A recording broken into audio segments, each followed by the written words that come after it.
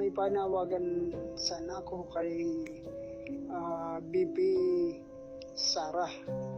Sana pakinggan mo ito. Kasi maapektuhan ng aking trabaho sa mga ginagawa mo. BP Sara, baka ikaw ang pumalit sa akin Kasi sa lahat ng mga ginagawa mo po ngayon, mukhang may third eye ka o nasasapian ka na ba? Kung papayagan mo sana yung aking pag-aaralan at gagamitin ko, abutin kita kung nasan ka man ngayon.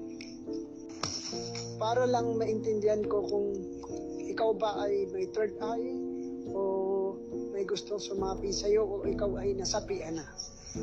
Simulan natin. Shiminit, shiminit, shiminit, bobo, bobo, bobo, shiminit, shiminit.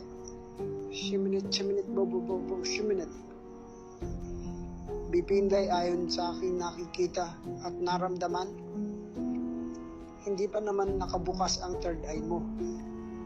Pero nakakalungkot sapagkat meron akong nakikitang elemento sa gilid mo na laging bumubulong sa'yo. Huwag mo itong payagan kasi minsan pinuposes ka nito. Nakita ko rin na minsan hindi ka naman pinapasok ng elementong ito. Kaya dalawang bagay lang ang naintindihan ko ngayon. Na ikaw ay hindi ka poses pero ikaw ay nagpapanggap.